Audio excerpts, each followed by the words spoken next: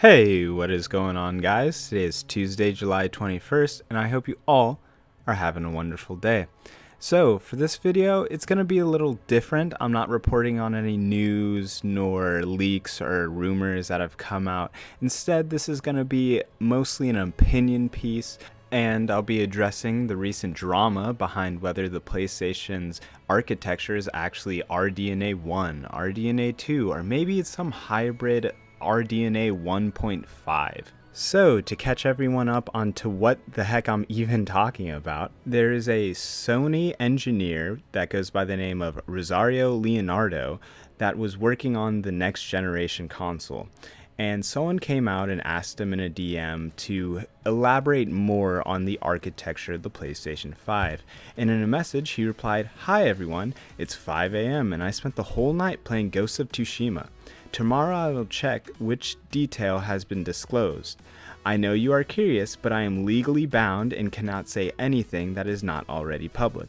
As you will know, the architecture of the PlayStation 5 is a middle ground between RDNA 1 and RDNA 2, with some unique features. PS4 Pro was also one strange hybrid between GCN 2 and 4. This of course led a whole eruption online, which led Leonardo to make a statement to an Italian site to clarify what he exactly meant by those messages. He goes on to say, RDNA 2 is a commercial theme to simplify the market. Otherwise, GPUs with completely random features would come out and it would be difficult for the average user to choose. For example, support for ray tracing is not present in any AMD GPU currently on the market, which is true. The PlayStation 5 GPU is unique. It cannot be classified as RDNA 1, 2, 3, or 4. It is based on RDNA 2, but it has more features and, it seems to me, one less. That message turned out badly, I was tired, and I shouldn't have written the things I wrote." Now, this is very weird to me, because before the PlayStation 5 specs were announced and released by Sony themselves, there was rumors going around that the PlayStation 5 is only RDNA 1 or RDNA 1.5. It wasn't truly RDNA 2.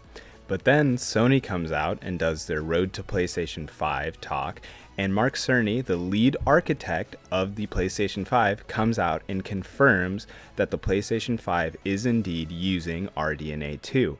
And then AMD themselves even confirmed that the PlayStation 5 is using RDNA 2. But now that one lone Sony engineer has come out and said that the PlayStation 5 is actually using a combination of things from RDNA 1 and 2, and that it can't be classified as anything, we're supposed to take his word as gospel. Now clearly, I cannot attest to the validity of the claims that Leonardo has made, because I am not working on the PlayStation 5. I do not have access to any of the things going on behind the scenes at Sony regarding the PlayStation 5.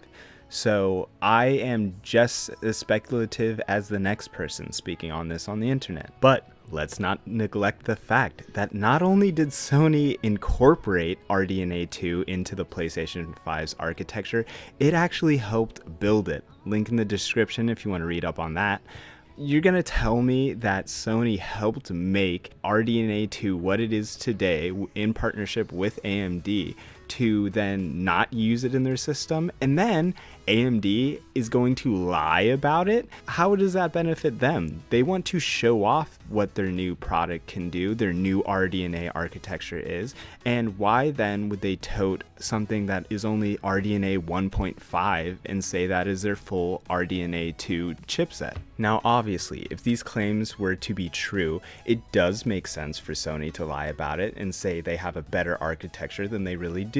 But I think the most damning evidence behind all of this is not only did Sony work on it and make RDNA 2 with AMD, AMD themselves has come out and said it. Like I said, it just kind of doesn't make sense for AMD to lie about something that isn't really as new and claim it is really new. They are trying to sell these new processors to consumers, and they want these consoles to be a showcase of what the new architecture can do. So they wouldn't put out one that's only kind of new and be like, oh yes, that's the really new stuff, you should go buy it. And then people look at it, consumers look at the PlayStation 5 and go, well, it's not really as great as we thought. Maybe we shouldn't actually get the new RDNA 2 architecture.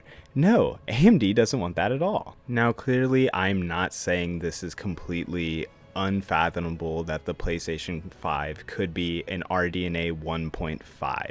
It obviously could be, but I'm just saying the odds are kind of stacked against it. I think we won't even actually get real confirmation again on whether it is RDNA 2. After all, Sony is not trying to sell these processors straight to consumers. That's AMD, and they already claimed it as RDNA 2.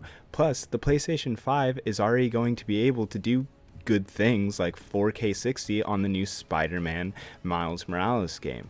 So as long as they can sell to average consumers, not the hardcore online, because we're already gonna buy it, we're already sold. You're not really convincing the hardcore Xbox guys. They're gonna boycott it anyways. At the end of the day, I don't think the graphical gap between the Xbox Series X and PlayStation 5 will even be that deep.